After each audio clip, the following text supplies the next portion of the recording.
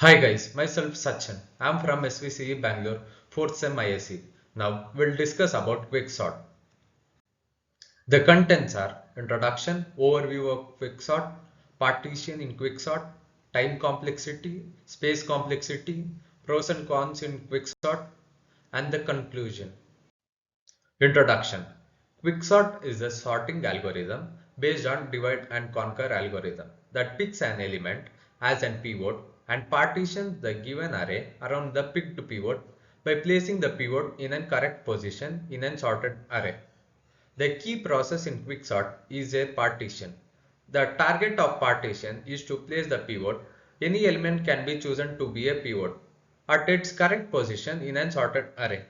Put all smaller elements to the left of the pivot and all greater elements to the right of the pivot. Partition is done recursively on each side of the pivot after the pivot is placed in its correct position, and this finally sorts the array. Quicksort is one of the most widely used and efficient sorting algorithm. It was developed by Tony Array in 1959 and follows the divide and conquer approach.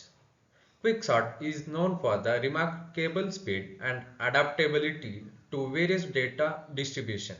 Sorting algorithms are fundamental tools in computer science and real-world application. Now let's see about the overview of Quicksort. Quicksort is a popular and efficient sorting algorithm based on the principle of divide and conquer. The basic idea behind Quicksort is to pick and pivot element from the array and position the other element into the subarrays according to whether they are less or greater number. The process then applied recursively to the subarrays. As the positions are sorted in place, it does not require any additional memory for the sorting process. So next we'll see about steps of quicksort. The first one is partitioning. Choose a pivot element from the array, rearrange the element in an array such that all elements less than the pivot are on the left side and all elements greater than the pivot are on the right side. The pivot element is now sorted position. This step takes place in the pivot and it is correctly fit in the final position and divides the array into two sub-array. The next one is recursive. Recursively applied to the quicksort algorithm to the two sub-arrays are created from the partitioning steps. This means repeating the partitions process on the left and right sub-arrays until the entire array is sorted. The next one is combine. Once the recursive is combined with the array will be sorted in a sorted way. Additionally, combined steps will be added to the sorting algorithm. So now we'll see about partitioning in quicksort. In practice, various methods can be used to select and pivot element, first or last element. Choose the first or last element of an array as a pivot. This is simple approach but may lead to poor performance if the input array is already sorted or nearly sorted. The next one is random element. Select a random element from the array as a pivot. This can help avoid worst case scenarios with an high probability but might require extra overhead to generate random numbers. The next one is median of 3. Pick 3 elements, example first one, middle one and the last element, and choose the median of these as a pivot. This method strikes a balance between simplicity and efficiency. The next one is median of medians. Divide the array into smaller groups, find the median of each group and then find the median of these medians. This ensures a good pivot choice but requires additional computational complexity. So now let's see an example using quicksort. In step 1, determine the pivot. In step 2, start pointers at left and right. In step 3, since 4 is smaller than 5, shift left pointer. In step 4, since 2 is smaller than 5, shift left pointer. And check if 6 is greater than 5, then stop. In step 5, since 9 is greater than 5, shift right pointers.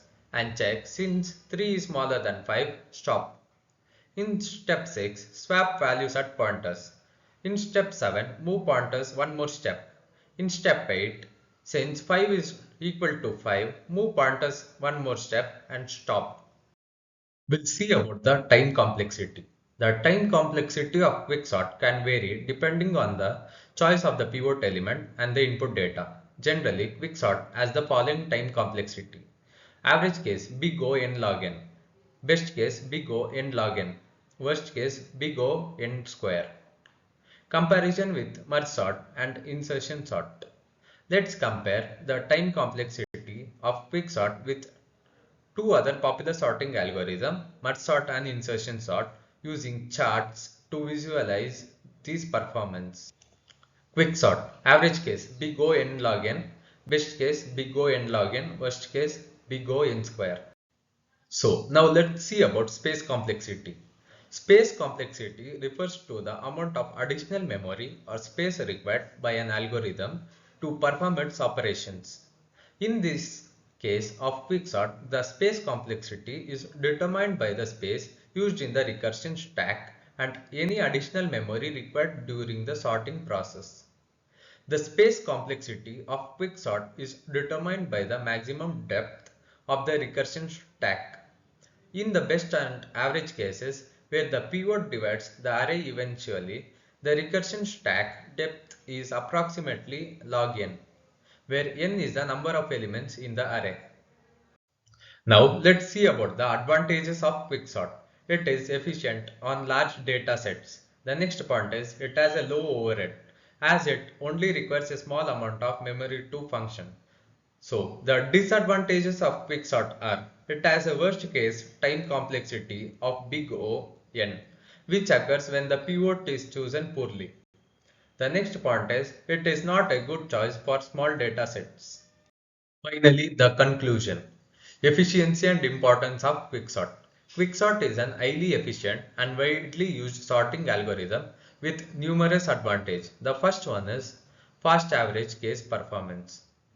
Quicksort average case time complexity of big O n log n makes it faster than many other sorting algorithms, making it an excellent choice for sorting large data set. The second one is divide and conquer technique. The divide and conquer strategy allows quicksort to efficiently sort large data set by breaking them down into smaller, more manageable subarrays.